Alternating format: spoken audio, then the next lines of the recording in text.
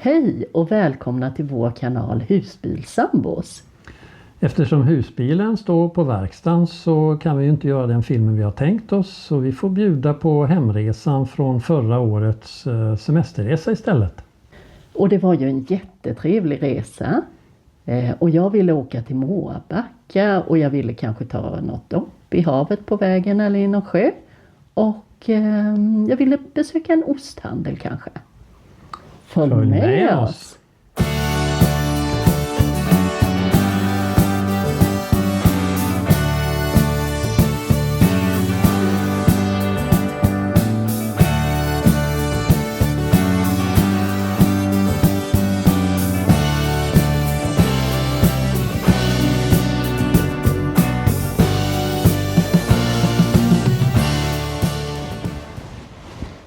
Ja, skulle den här resan bli av överhuvudtaget? Kattis verkade ju inte kunna lämna något besked om när hon var redo att ge sig iväg. Kanske hade hon inte hunnit att landa riktigt efter sista arbetsveckan, vad vet jag.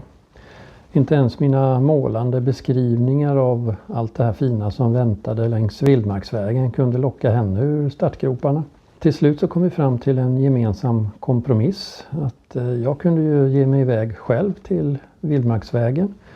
Och så kunde ju Kattis ansluta på hemvägen, så kunde vi ju besöka Selma Lagerlöfs Mårbacka då och Sivans osthandel i Vara. Så fick det bli.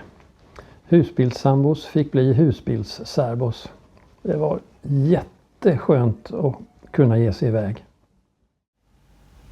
Och helt plötsligt så var han borta. Ja, han åkte. Och känslan var att det var så skönt. Ett ok lyftes från mina axlar. Och han var så nöjd. Och vi var båda jättenöjda. Den här filmen visar den andra delen av vår semesterresa 2024. Den börjar ju med en färd upp längs ostkusten. Efter ett besök på Höga Kusten så vänder jag in mot Vilhelmina och kör vildmarksvägen alldeles alena. Ner mot Strömsund och stannar i Östersund där Kattis ska ansluta med tåg från Kalmar. Så den här filmen handlar ju om vår resa ner från Östersund och upp mot Sonfjällets nationalpark. Ner mot Dalarna, Mora och sen ett stopp vid Mårbacka där Selma Lagerlöf bodde. Upp till Läckö slott. Vidare ner till Jönköping och tillbaka till Kalmar. Och totalt så blir ju den resan ungefär 250 mil. Resan började på ett tåg en vecka efter Kultings avfärd. Sakta rullandes ut från stationen med matsäck i ryggsäcken, reslust i hjärtat och sakta förvandlades jag från en jobbmänniska till en semesterresenär. Första stoppet var Linköping. Här blev det ett kort bensträckarstopp med geocaching. En kort promenad genom stan gav både frisk luft och en känsla av att nu börjar det. Sen kom Stockholm och det var ett längre stopp med fler gömmor och mer puls förstås. Jag promenerade i gamla kvarter, försökte inte se allt för mycket ut som en förvirrad resenär och fyllde på med energi och kaffe. Sedan, efter ännu fler timmar på räls, Östersund och så Kulting som nu hade längtat efter ett sällskap som kom och mötte mig på stationen. Nästa dag när jag vaknade, då låg dimman som ett täcke över Storsjön. Och där var vi. Jag på väg bort från storstaden, mot skogen, mot fjällen och stillheten. Och han på väg från skogen mot ett mer civiliserat liv. Kanske med en dusch, glass och kanske någon elstolpe längs vägen. 2 världar, 1 fordon och vi. husbilssambos. På ställplatsen i Östersund fanns Camper Clean. Det var vårt första möte med denna uppfinning.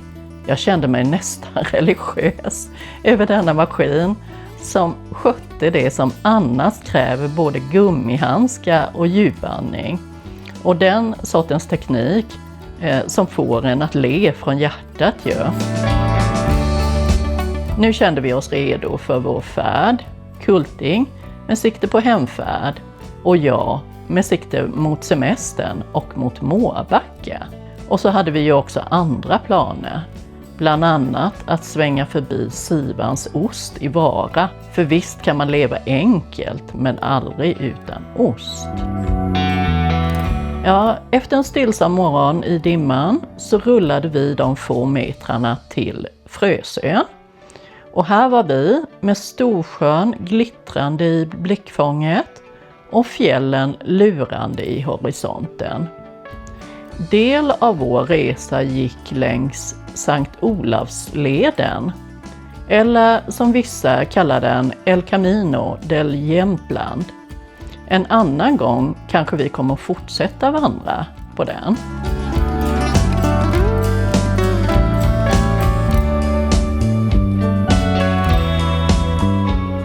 Men det verkligt stora var ju förstås Storsjöodjuret. Ja, vi såg det inte, men vi hörde ju talas om det överallt och kände att vi nästan blev en del av den här skrönan bara genom att bada fötterna i det kalla, mytomspunna vattnet. Eller gjorde vi det båda två? Det kanske bara var jag.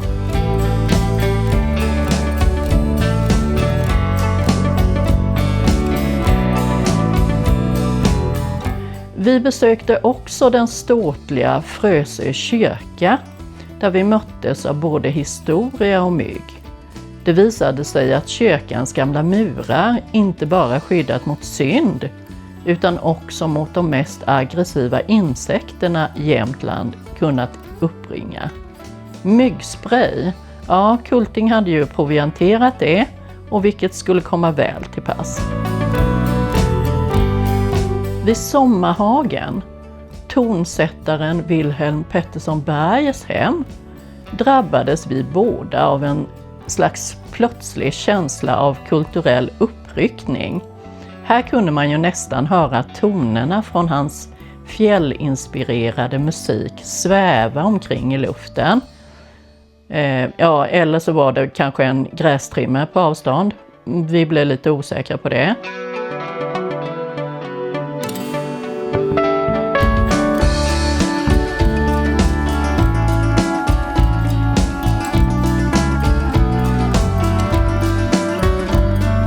Avslutningsvis så intog vi varsin Sia pistageglass, eller det kanske också bara var jag. Utsikten var magisk, vädret var lagom, semestern hade ju börjat.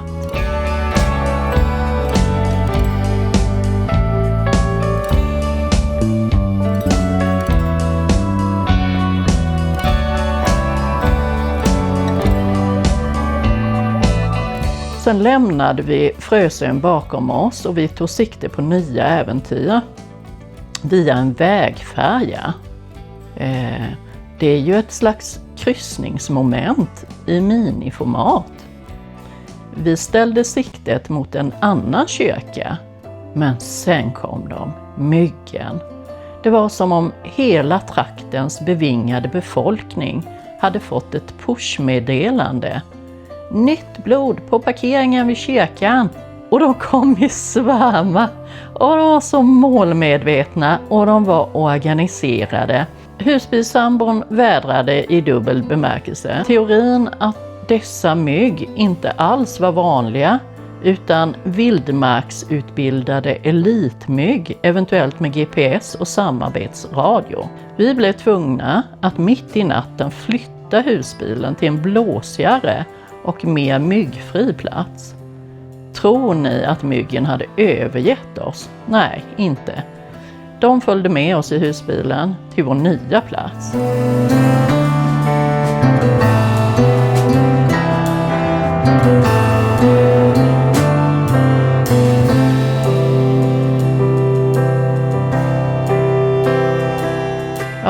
Efter myggnatten vid den andra och ändå relativt myggfria kyrkan så styrde vi kosan mot Härjedalen med siktet inställt på Sonfjällets nationalpark. En plats som både lockar naturälskare och utmanar komfortzoner.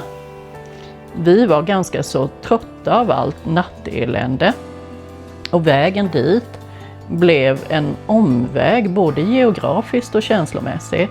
Men det gjorde ju ingenting. Det var ju liksom meningen att vi skulle börja svänga in på de krokiga vägarna nu, både bildligt och bokstavligt. Framme vid nationalparken så var vädret, ja, vi kan kalla det friskt. Det blåste från alla håll samtidigt. Temperaturen var ju mer oktober och molnen låg lågt över fjälltopparna. Husbilsambon, alltid redo för äventyr, drog upp jackan, pekade mot fjälltoppen och sa något i stil med "Jag ska dit". Och jag sa något i stil med "Ja, vi försöker", men jag blev ju tvungen att avbryta efter en kort vandring och Kulting fortsatte. Istället så sökte jag skydd i en av nationalparkens mer underskattade faciliteter, utedasset.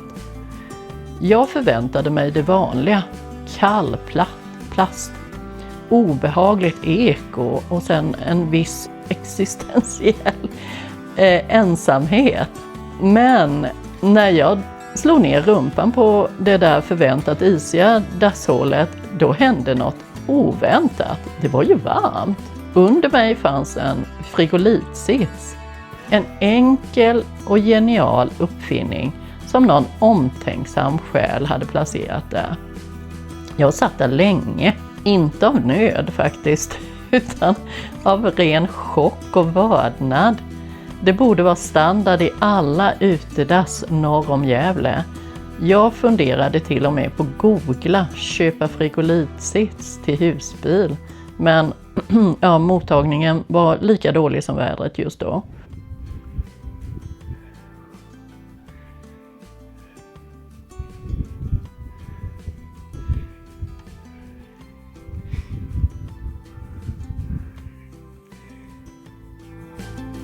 Och när husbilsambon återvände från sin vandring nöjd, kall, något vindpinad, då delade jag med mig av min nyfunna sitslycka.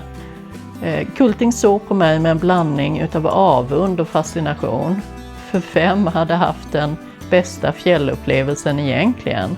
Han med vyerna eller jag med den revolutionerade toalettkomforten? Ja, vi enades om att båda hade vunnit, fast på olika sätt. Efter vår fjällnära upplevelse så var det dags att rulla vidare på den långa grusade vägen ner från fjället.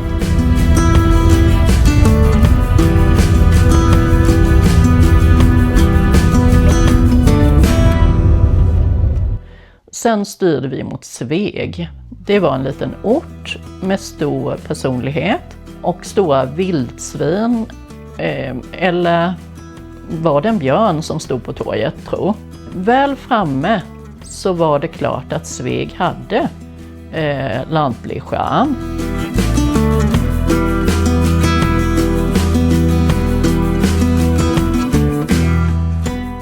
På min bucketlist så står det ju åka tåg på Inlandsbanan.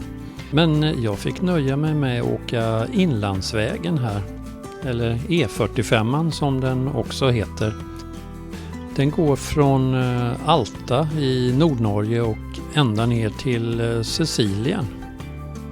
Hela E45 är totalt nästan 500 mil lång.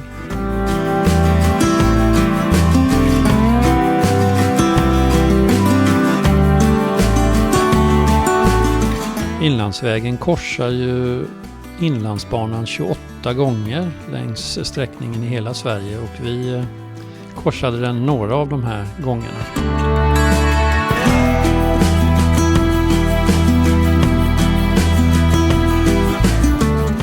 Mora, det är ju en plats som vi länge hade planerat att besöka.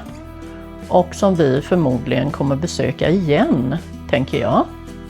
Vi hittade en ställplats som låg i utkanten av staden men ändå nära centrum, så det var bara en kort promenad dit.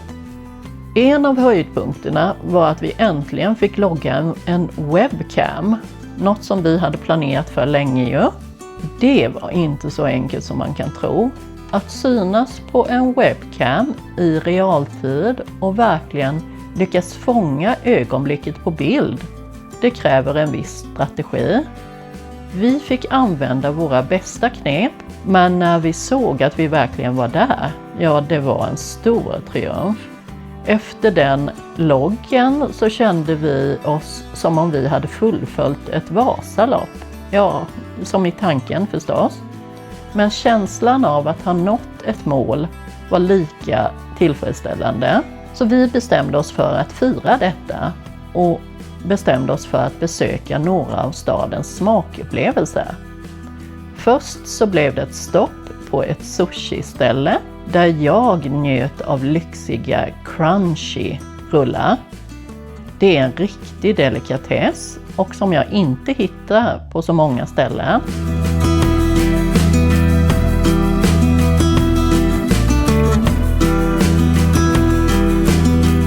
Dagarna i Mora fylldes med långa promenader genom staden och dess omgivningar. Det finns verkligen mycket att se här, både i naturen och i stadens hjärta.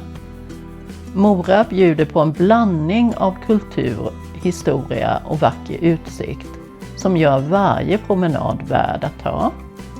Sammanfattningsvis så kan vi säga att vår vistelse i Mora var en härlig blandning av våra små framgångar, av god mat och vacker natur.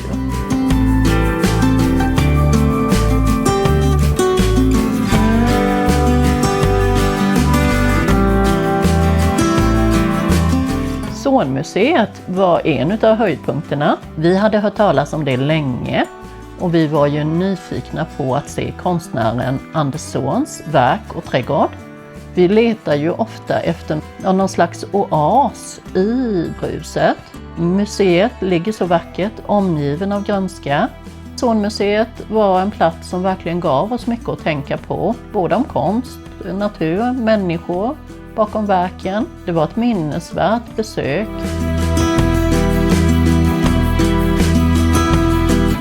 Från Mora styrde vi söderut till en plats där litteratur och verklighet verkligen möts, till Mårbacka. Och Selma Lagerlöfs hem. Det var här på denna rofyllda plats som hon skapade sina mest älskade verk.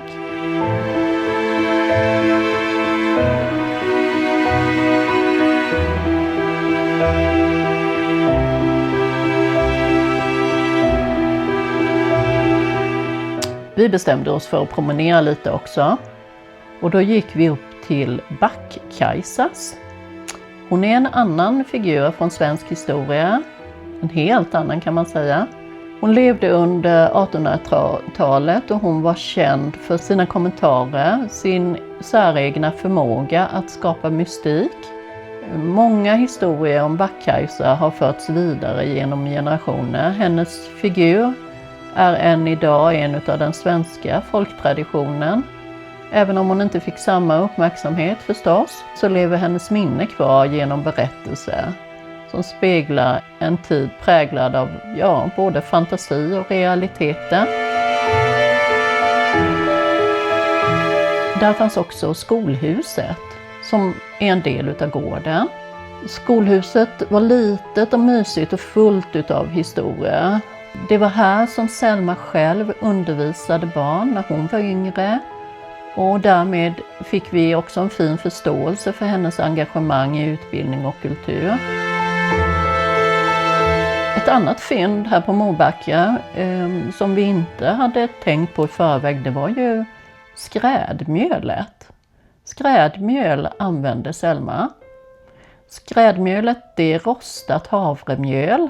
Det har en distinkt nötig smak som gör det till ett slags delikatess. Särskilt i Värmland där det har sitt ursprung.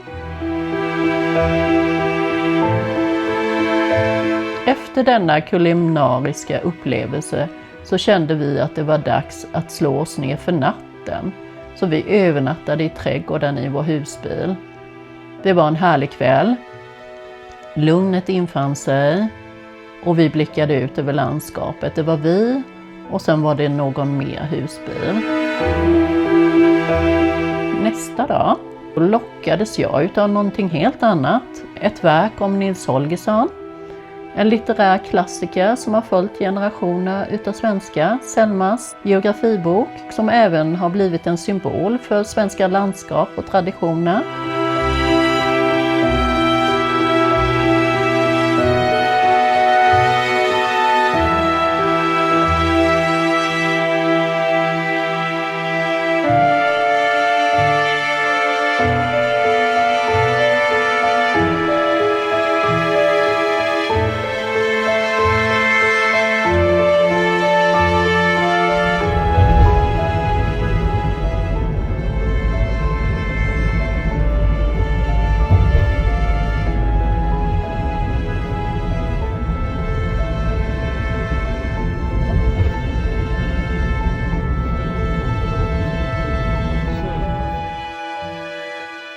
Efter vårt besök på Mårbacka styrde vi vidare mot Frykstahöjden.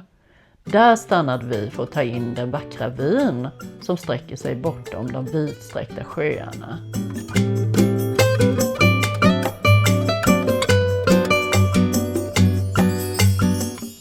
Boltius var en väldigt märklig man. Han var skrothandlare och helbrägdagörelsepredikant. Mycket känd i hela Norden och anlitades bland annat av det svenska kungahuset. Bryngfjordens skidbacke hade ju lågsäsong så vi passade på att övernatta på deras stora parkering.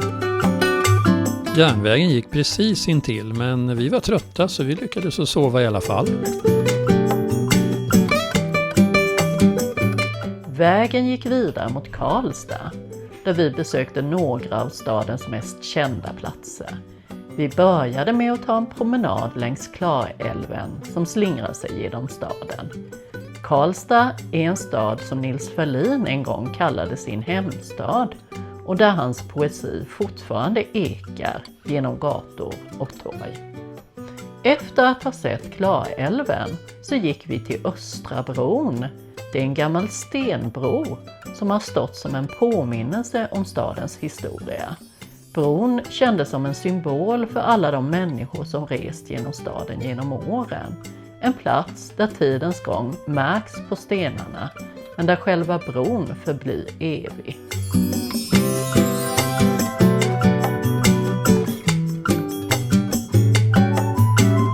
Sen har vi ju Sola i Karlstad. Det är Eva-Lisa Holtz, hon som blev känd för sitt glada humör och värdskap i 1700-talets Karlstad. Det är ju fint att staden valt att hylla en kvinna som både drev värdshus och som spred solsken omkring sig. Numera lyfter man ju också fram henne som företagare och det känns ju helt rätt i tiden.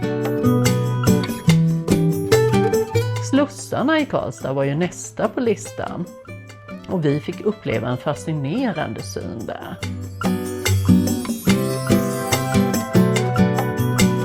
Kattis hittade en massa klädaffärer i Karlstad centrum och det verkar som hon tänkte besöka dem allihop. Jag kände mig lite övergiven så jag slog mig ner tillsammans med andra män i samma situation. Efter våra äventyr i Karlstad besökte vi Visnums kyrka. Så rödfärgad med förmodligen Falu rödfärg. En liten och pittoresk plats som låg vackert belägen i landskapet. Vi tog oss tid att titta på den gamla kyrkan och beundrade den fina byggstilen som är typisk för området.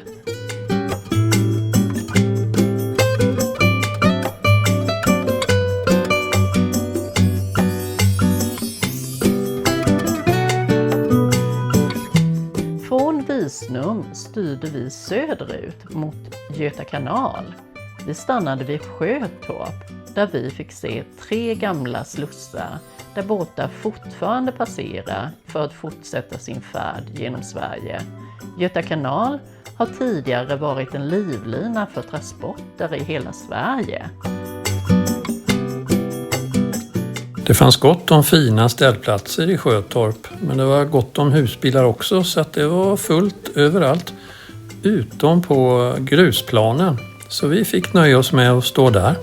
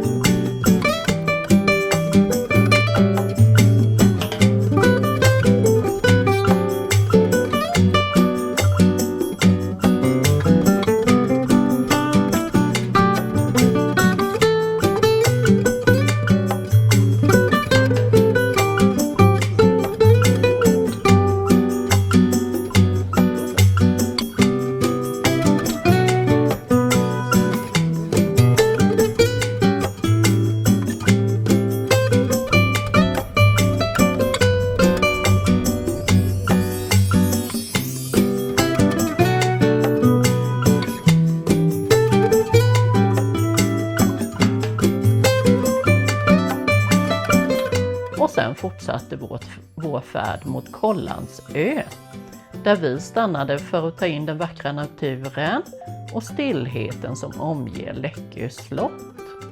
Läckö slott är ett av Sveriges mest imponerande, beläget vid Vänerns strand. Slottets trädgårdar med sina vackra rabatter och utsikt över sjön var ju det perfekta stället att stanna och njuta utav stillheten. Läckö slott. Ja. I Vänern.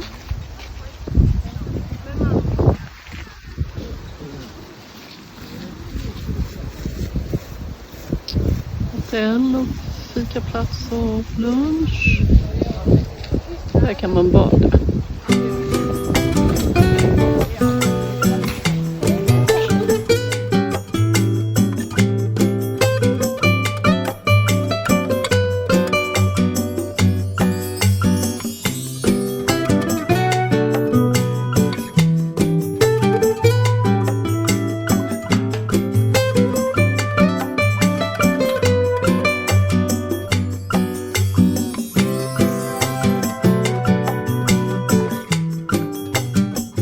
Som en sista höjdpunkt på resan mot hemmet stannade vi vid Billingen, 301 meter över havet. Där fick vi en magnifik utsikt över landskapet.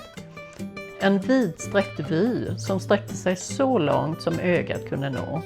Här kände vi på riktigt att vi var tillbaka i Platåbergen, en av de största naturformationerna i Sverige.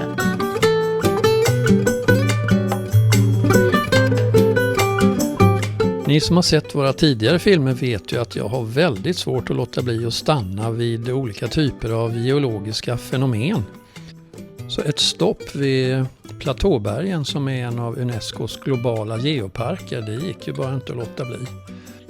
Här ligger det ju bergarter i olika lager, ungefär som i en tårta. På toppen så ligger det hård vulkanisk diabas som har motstått inlandsisen. Och det är de här plana topparna man ser när man tittar ut över landskapet från höjden här. Här gick vi Skogsmullerundan och kände oss som en del av den svenska skogen.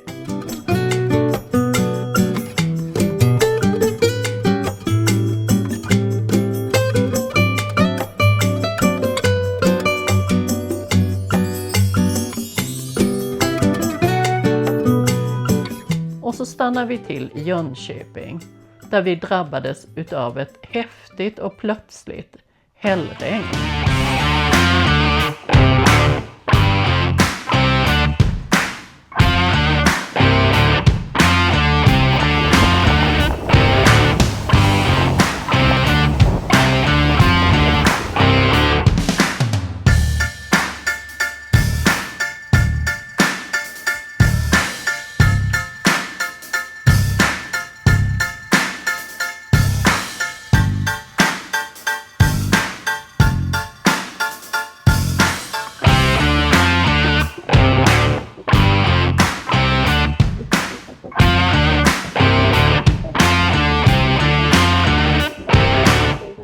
mitt i alltihopa ett motionslopp, Ironman 70,3 eller 70.3 tror vi att det hette. Och via Lammhult körde vi sen hem.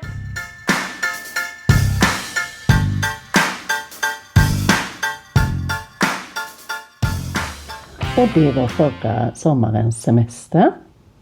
Ja, nu kan vi inte göra annat än att vänta på besked från verkstaden och se om vi får någon husbil framöver. Eller hur det blir, eller vad det kan kosta det där. Ja, och jag hoppas ju att vi kan filma nästa helg.